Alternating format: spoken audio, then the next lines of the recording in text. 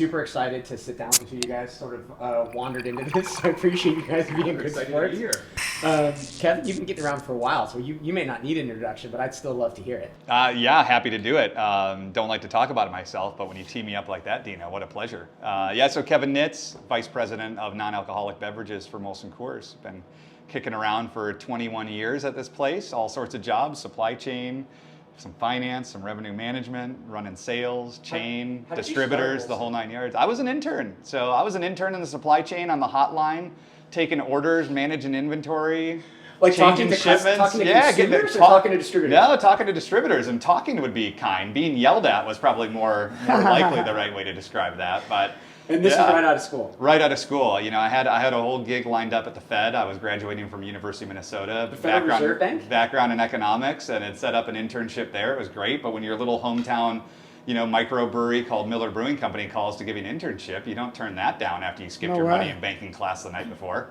So I said yes, and I never looked back. That's amazing. It. That's how I started at Coke. I was an intern at Coke the summer before. Yeah, exactly. But you learn a lot on that, right? And it drives a whole ton of loyalty, and it's nice to learn the business from the ground up. I think there's no other way to do it, and especially when you're on the hard jobs, that's where you learn. And it's been a huge part of making me who I am. That's for sure. There's something about making your bones. Like in the distribution business, it was like, how are you with a box cutter, driven a truck? Totally. Well, and you earn a lot of respect out of it that way, right? I mean, it's no offense to the MBAs in the world, but you come in and like, the book told me to do this, and that's tough in this industry. Beverage in general, and we all know this is a street fight of a business, and the more you come up from the ground, the better people do respect it, and they'll give you a different time of day, you get the different side of the coin that way. What year was that you started? That was 2004. Yeah, so it was just a little short while after South African breweries had bought Miller Brewing Company. Yeah, off of Philip Morris. So when Dino and I started, I started before him, but we both wore uniforms and back belts, met the truck at the back of the store, but they kept promoting us so fast. And looking back, the reason why is because the cola wars happened, the business blew up, and it was a bunch of truck drivers managing like multi-billion-dollar businesses. Sure, so they needed all the help they could get, right? So they're like, we need college-educated, people to fill the gaps of middle management, and we just rode the wave. Yeah. We rode it. And that's the coolest part, is because you guys have been at it together for forever. It was literally hand in hand. 94 for me, 96 for him. Yeah. Well, it's amazing too, I think, because how many people we know who we still work with today that come up through this. I mean, it just shows how much of a small world the beverage business is, and honestly, how tied together it is, right? It's wild. Honestly, I don't know about you, but I try to really stop myself. But people that come from the outside the industry you're kind of like... It's hard. You think differently, right? Like, yeah, man, come on, Yeah, we're all self-made. We're all self-made around here, Right, you nepo baby, Totally. It is. So then a new friend is Andrew. I'd love if you could share sort of your role, because it's absolutely key if people are interested in doing business with Molson Coors. So Andrew Chadvich, I'm our Vice President of Strategic Partnerships and M&A. So basically look after all the inorganic activity for Molson Coors as we look to grow and expand in beer, outside of beer, and alc, non-alc, you name it, it comes across my desk. You don't quite sound like you're from Chicago just yet. I am not from Chicago quite just yet. We've had a conversation. You started in the beer business, right? You've been in the beer business a while? I've been in the beer business a while. So I worked for a company called Lion, which is an Australian brewer, before Molson Coors, owned by Kieran. So I was heading up M&A there and spent a fair bit of time in the craft beer world in the US, and made my way to Molson Coors after that, and been here since. And you guys have been busy, man, the last 6 months. Two huge deals, right? Yeah, Zoa and Fever Tree, big ones. What's next? Can't say. You don't want to tell the audience? That would be a poor decision. That would be a poor decision. Now I'm starting to see why this is what it is. I see. Just let people come in. This feels like a trap. But on that, tell us, how's Fever Tree going? Yeah, Fever Tree's been really good. So we closed that deal at the end of January, starting for February. Great business. I mean, we've been keeping an eye on that business for a long time. We've often told the shortened version of the story, which is as we started rethinking about the strategy of non-alc with Molson Coors, right? We had a few fits and starts, as any company that's trying to transform does. And one of the things that we laid out was, how do we think about big categories? And explicitly, how do we think about all the ways that we need to drive concentric circles around what was our heritage business in beer? And one of the first concentric circles after you get out of an alternative to alcohol, being a non-alc beer or a non-alc cocktail, was, well, gosh, what about the things that play in both worlds, where they live in spirits, but they also live on the other side of things? And that was, one big word called mixers. And we said, like Fever Tree. And that was the impetus for it. I mean, really. Wow. And we started talking, I think about 3 months later, we were on the horn with them, and 16 months later, we were closing a deal and handshakes and high fives and palomas for everybody. So how? That's not how quite I remember it, but anyway. Yeah, it may have been a little different than that, but it was, different. it's just a hop skip. So I've heard firsthand Yeah. from the retailers; they're all really excited about the deal. That's great. We How hope are the so. distributors feel? Distributors are psyched. I mean, to have a scale brand to run behind, especially let's be blunt. I mean, with the beer distributor network, it's been a tough road for these guys because a lot of the up and coming brands go to these distributors to help build their brands, especially with channels that are a little harder to get to or need more love and attention than your broadliners and such would, which are still a very vast role for folks like that. But a lot of these beer distributors have built those brands that have then gotten picked up and sold, and they kind of get them. Again, don't get me wrong, nobody's crying about the check that they get as a termination, but it's hard. It's hard to fill that gap because what happens, Celsius, 2 years later? Alani Nu, Ghost, and now C4, now Poppy. Yeah, that's right. Bang. I mean, you can go down the list. Yeah, Poppy, the latest one. Alani Nu, surely. I mean, let's read some writing on the wall. I would imagine. Now, not to speak for them, but. Yeah, so we're really excited, but it's great to see that they're excited because the one thing that we've been talking about and why we believe very, very wholeheartedly in this network is it's this very symbiotic partnership that we have and have had for generations with these folks. And we want them to hear it when we say the reality is why build brands for anybody else when you can build brands with us because they stick with you. Right. We've been in this business for, in some cases, many, many, many decades with each other. And so, count on us. Yeah. So Andrew, the deal world's heating up a little bit. It is. I mean, considering the last few years have been pretty dry. Now it's getting a little more robust. What's your feeling about it? What's your take?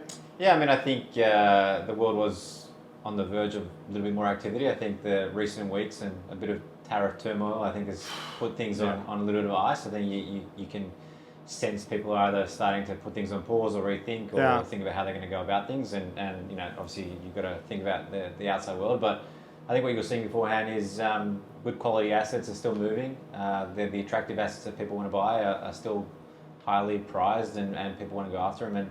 And that's what's starting to heat up and people are looking to redefine their portfolios, fit that new consumer base and make sure they're hitting those profit pools. So the world is starting to change and I think what you're seeing is a couple of these brands are starting to either get enough shelf space to give themselves real credibility to players to add on to their current portfolios or be big enough to make yourself into a pivot and say, well, if I'm going to go into that category, I'm not going to build, I'm going to buy. I need to buy something with sufficient scale, and you want to buy a winner. So, So we were talking about earlier the idea of building from scratch versus after proof of concept. Give us your where's Molson right now on that? Yeah, well, I mean we're in all of the above, right? Which I think you can't be a large business and not have that perspective, right? Because otherwise you can fall into a few traps, stagnation, a whole host of things. So there surely is very much a role for new and from scratch build innovation.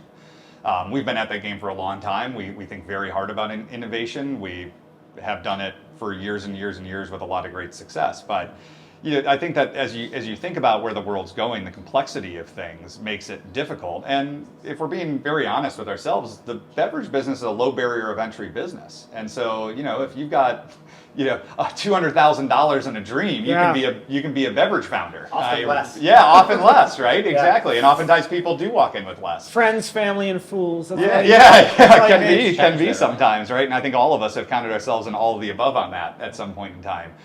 So we still believe vastly in innovation, and we will innovate for sure, whether that's within brands or to develop new brands. But at the same time, I think we also view this as there's many different ways to get into the pool, and so part of that is what we do. With the LA Libations team and why we have such a great partnership with you all is that we can help nurture some smaller brands together, which is great, and see how they can get seeded while we go off and do the things that we're really great at as we think about scaling brands. But the same thing about to your base question, which is innovation not the way and it's all about buying? No, but I think there's a very real look that big companies need to take and understand what are they going to be really great at. And sometimes being extraordinarily fast, nimble, wearing a billion different hats, that's not a typical big company. And so we do have specializations that are different. And so I do believe there's a really strong case to be made on there's a mix of things. You have to build some stuff, but How do you look to M&A, whether it's with minority stakes and helping to advise companies as they're building along to have a path to an ownership position, or whether you buy straight out and bring those in and then focus on things that somebody like a Molson Coors or many of the other companies that are doing this and you're seeing happening out there is they're great at taking something when it's got great momentum and taking it to the moon and scaling it. And so I think that there's a balance. So it's not one or the other, but it is definitely a both thing. So one more question. I'll let Dino ask a few, but a lot of brands come to you through us, but not only through us. You're out there, but how do brands get in touch with you? How do you prefer the process to work?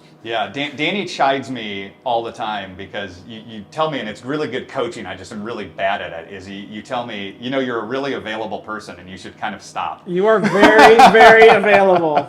Yeah, so saying no is not usually my strong suit, but I'm getting better by the day. But I am very available because one, I'm a crazy curious person just by nature, and so the other thing that I'd say is tied with that curiosity is there's no upside in the beverage business because of how small of a world it is to not meet somebody, because you never know where you're going to meet them along the way. And so I think the key to having that availability and having a lot of conversations is just being very straight up with people. But for me, you'll always get transparency from me. I usually have that conversation with someone within the first 10 minutes. If it's something, if it's not, great, we'll just keep talking and have a hash out, and it's great to meet you. But I encourage people to reach out. I think the thing that I would tell folks is that, the reality is know what you're getting into, because as you think about the business that we operate, we're not going to be operating on, I've got a great idea and I'd love Molson Coors to help me get a distribution network. Well, we have a massive distribution network,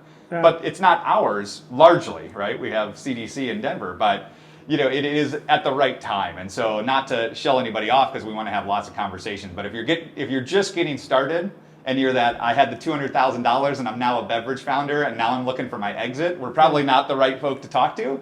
But as you get your feet underneath you and you start proving that you're a brand, we absolutely want to talk because we're interested, number one, but making the connections here is a beautiful thing. And so if it leads to something great, if it doesn't, it's just good to meet people. So many years ago, when we worked with Coke, a guy named Derek Van Rensburg had basically your job for Coke. And he would meet with a lot of brands and he would tell them all man, this is awesome.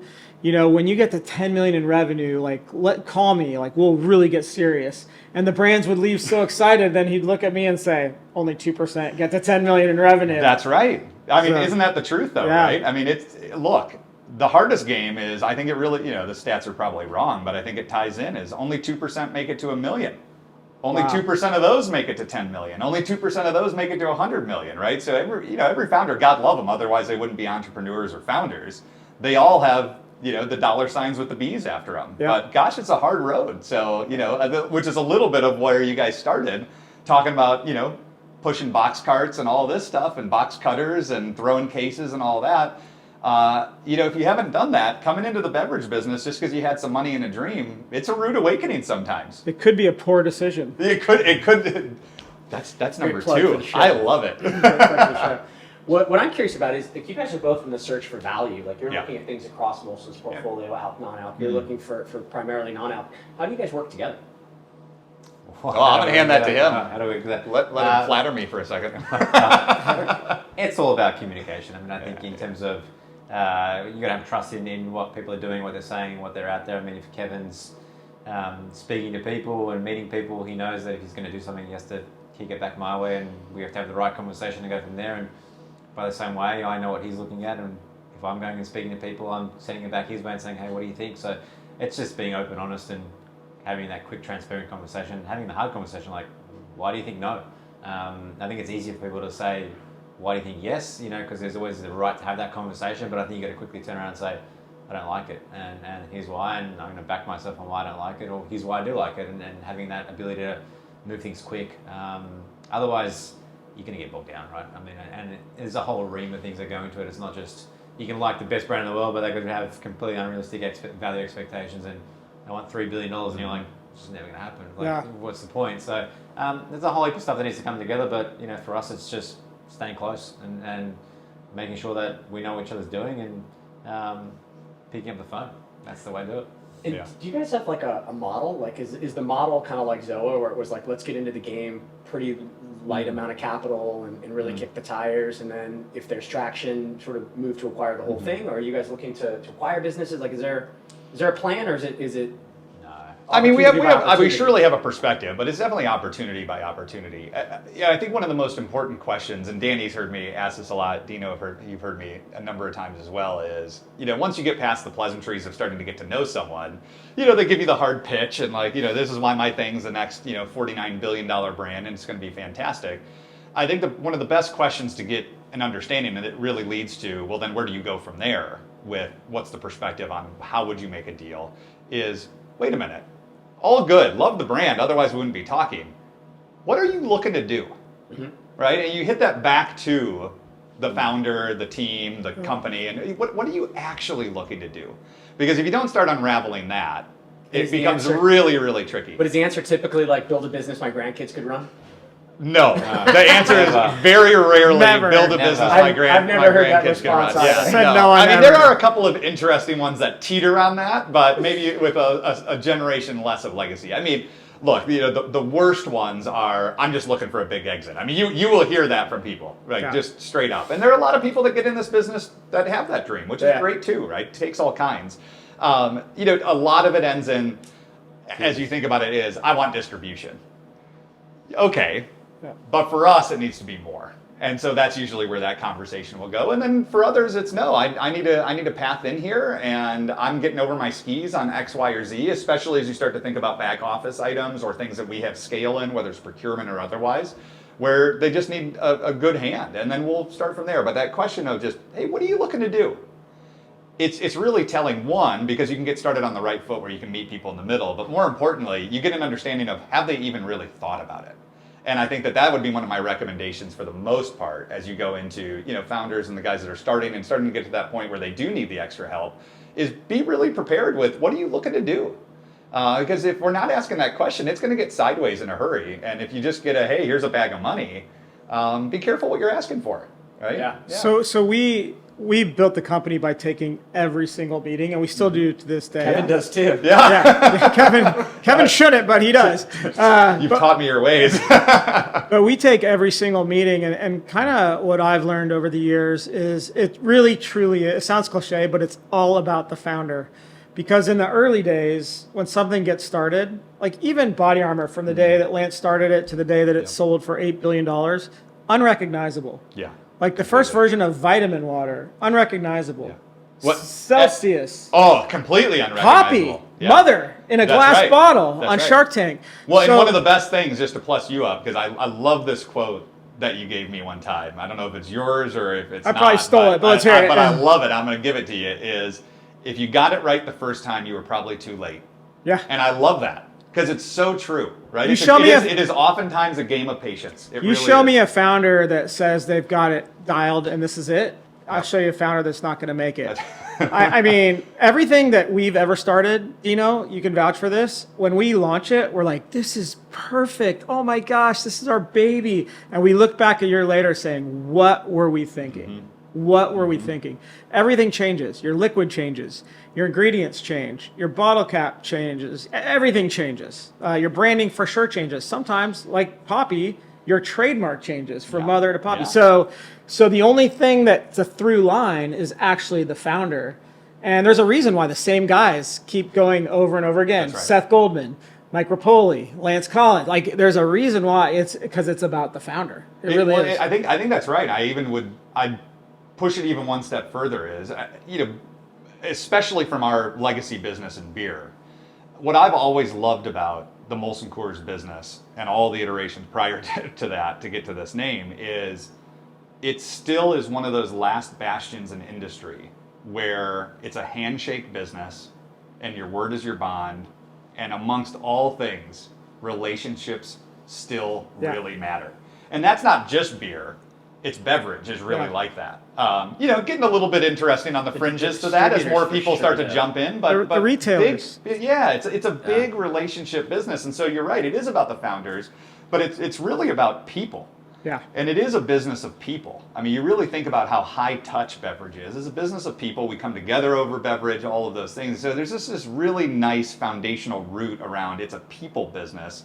at its core. And I think that one of the important things that we think about, and tie back to the conversation about deals and all of that, is you got to be in business with good people. And I know you know that, and you know that, and you've learned that. We talk about that all the time, is if you're not in business with good people, I'm not sure what you're doing, because it's going to end in a bad way. It just will. What's so fascinating to me is like the guys that are and gals that are really, really good and have done it, they have a wide range of partners, right? There's a reason why LA Libations has been a part of so many of these good ones that have exited, because these founders like want to work with not just LA Libations, but many, many different founders across the supply chain. And then you meet these founders that are like, they want to hold onto their equity and, it's me against the world. And this is so hard that you need more energy as humanly as possible. So you need an LA Libations, you need a Base Makers, you need an Advantage, you need, distributors, you got it's just fascinating to me.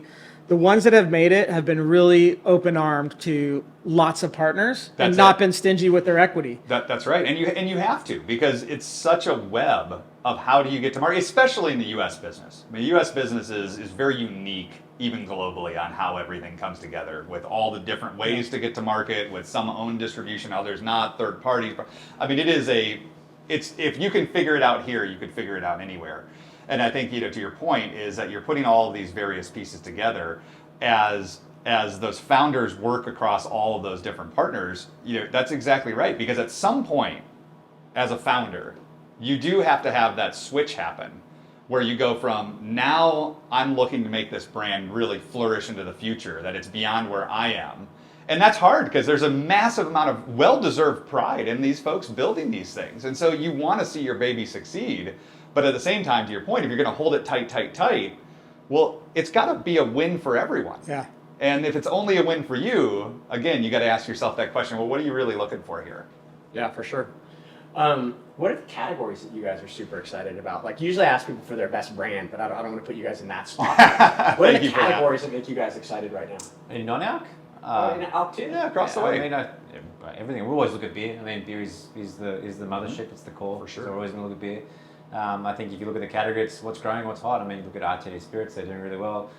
It's a category that's important to us. I mean, I think globally spirits, in terms of what we think about, it's a part of our business that we're looking to grow and make sure we put the right investment in, but do it in a cautious way. It's about, as a founder or even as a Molson Coors, you sit there and say, we don't know everything. And, spirits is a new game for us, and we need to take our time and learn. And we've obviously got a craft around beer, and we know that. So it's about being patient and making the right calls. But and in non-alc land, I mean, I think I'd say obviously energy and mixers were two of the key markets that we wanted to go after, and we've kind of placed our bets there and ticked those boxes. And from there on out, I think we're just thinking around where do you go in terms of whether it's hydration, sports waters, that sort of next phase. I think you got to think about the concentric circles that Kevin spoke about before. Like, how do you build the platform out and go from there? So one category I'd love your take on is so perplexing is RTD coffee. Yeah. It's so perplexing because no one has broken through. It's still 80% of the market is Frappuccino. Yep. And you start to wonder, will anyone break through?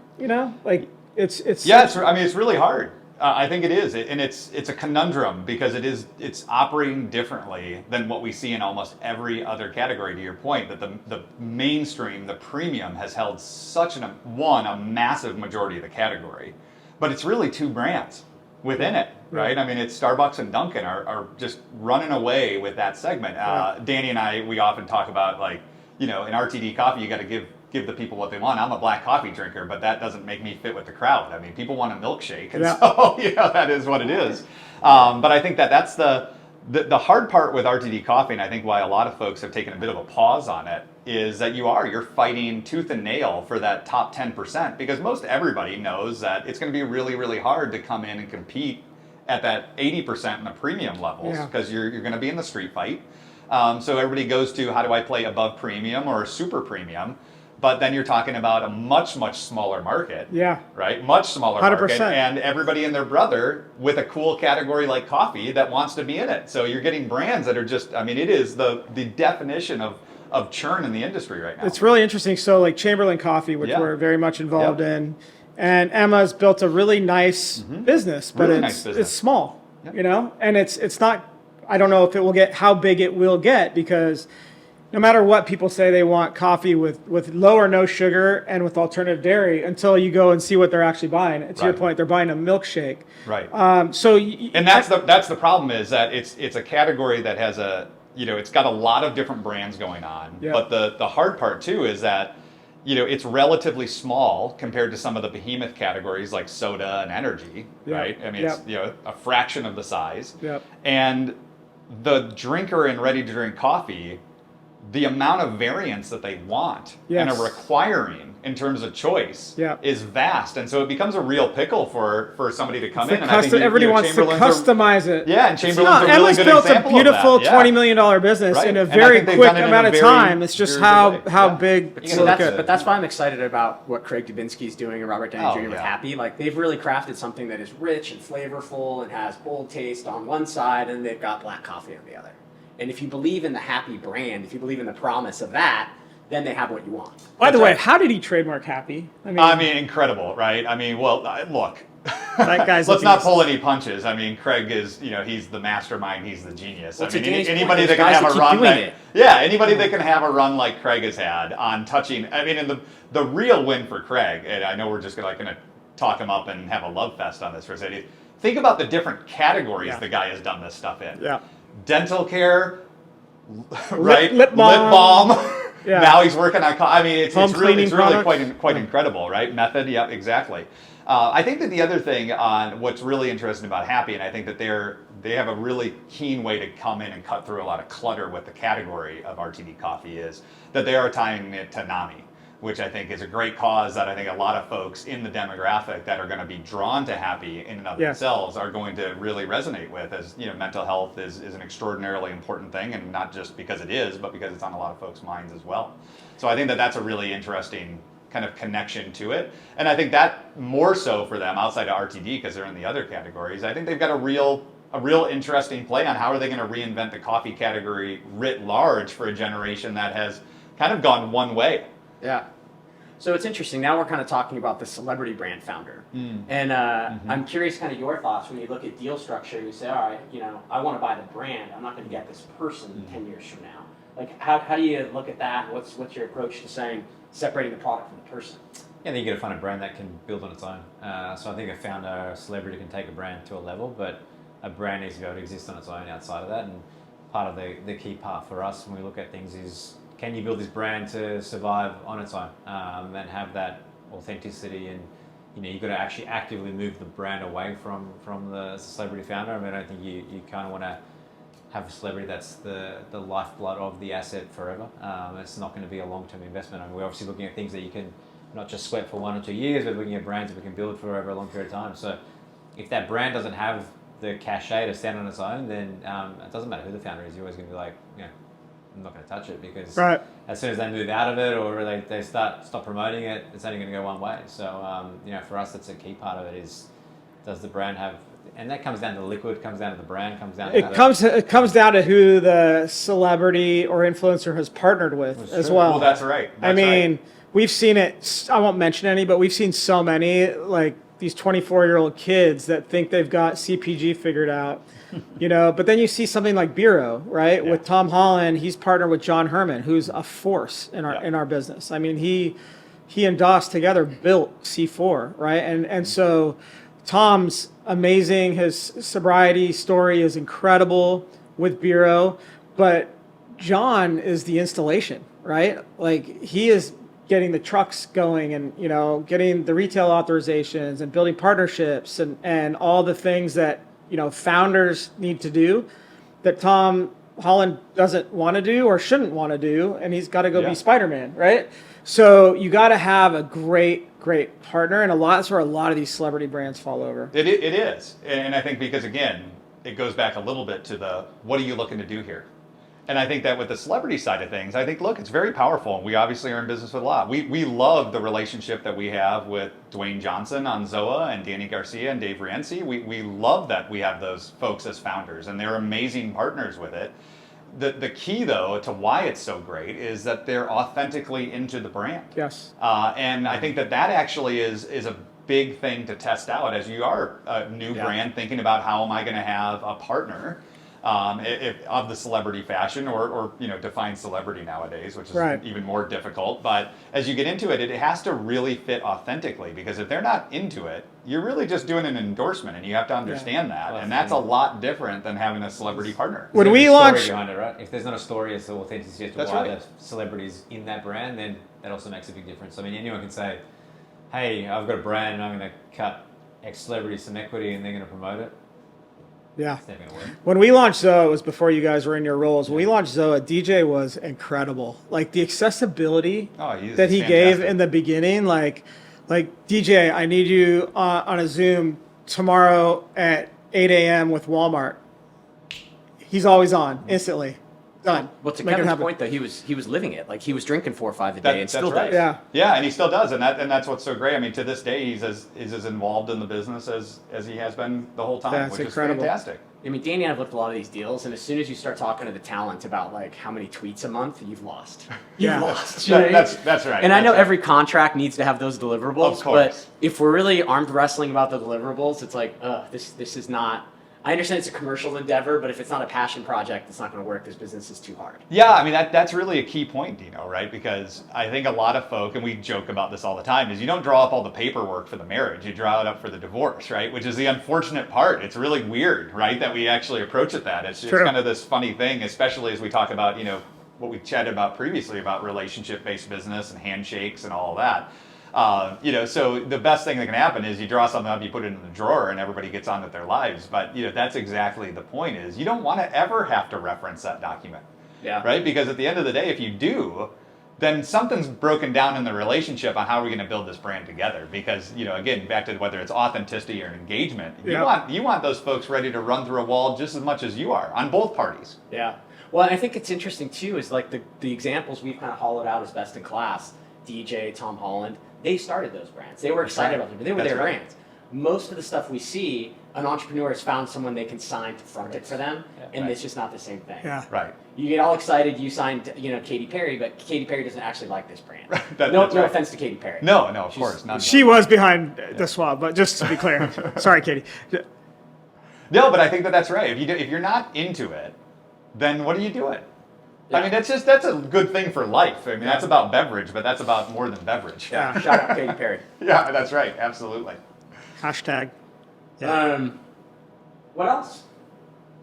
What's next? What are you guys doing next? Anything big? Like we love people to come in here and make a poor choice and reveal something Yeah, big. make a poor choice and then put it into a poor decision. Yeah. I think the poor decision starts with just joining the podcast.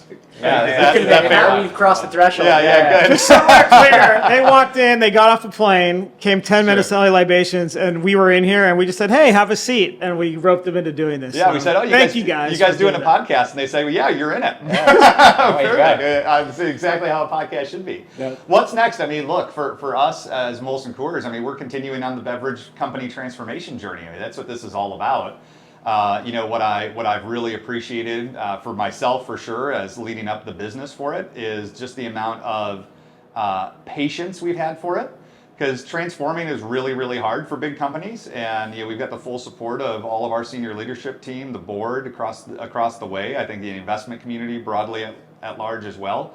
So the patience has been great, and the belief that this is what needs to happen. I firmly believe in my soul, and as a long-term company guy, I think that does something. That the beverage business is the future. Yeah. Not to say anything about beer not being big. It's big today. It's going to be big for a long forever. But as we expand and continue to grow, that world needs to go with a tip of the spear into where the puck's also moving, which is broadly in the non-alc spaces we talked about, and so we're excited about that. Well, I think that's a big legacy of Gavin Hattersley's career. Yeah. Shout out Gavin Hattersley. Absolutely. He's the guy that changed the name of the brewery and said, we're the Molson Coors Beverage Company, not the Molson Coors Brewing Company. And sad to see him leave at the end of the year, kind of the end of the legacy. But I think that's really his lasting impression on the business was really changing the name and kind of pivoting and broadening. And I think you're exactly right, and it is a huge shout out, Gavin. Look, I mean, it is a very bittersweet moment for me. I mean, Gavin was one of the first people that I met when I joined. He probably has no memory of that, but I still chide him every once in a while whenever I can in front of a large group to say, hey, Gavin, look, if you don't think I'm committed, I've lived with you for longer than I lived with my parents. Wow. And that's true, right? I mean, that's a very true statement. Wow. He has been an incredible leader from his time in the CFO position to now, leading the way through our acceleration plan as we're into it now, and all of the work. I mean, we're very lucky to have had as much time as we had with him, frankly. I mean, he's an absolute legend in the industry, and someone that I personally have looked up to and probably forever will as a mentor and a coach, and just a fantastic leader. And I will tell you, and I think he would appreciate this more than anything, but it's not a brown-nosing comment, I don't think you will find another man that walks the earth with a higher level of integrity than Gavin Hattersley, and that's a beautiful thing. Yeah, I agree. I thank the lucky stars every day that he and Daniel Sure. connected in summer of 2019, for sure. Changed the trajectory of our lives and our careers. And by the way, on his tenure, the shareholders did really well. I mean, the stock so. in very turbulent times, Yeah, the stock very much has so. performed. So Yeah, it's a huge credit to him as a man and as a leader, and yeah, we're very lucky to have had him, like I said, but I think he's earned it. Yeah, I for mean, sure. Everybody earns a good rest, and I think he's going to enjoy the time with Terry and the grandkids, and yeah, go off for a little bit. Everybody deserves a respite, so Absolutely. it's good on him. well, thank you guys so much for Yeah, coming. thanks for having us. Let's go have a board meeting, huh? Let's Sounds do good. it. All right. Times. Thanks, guys. Thank you.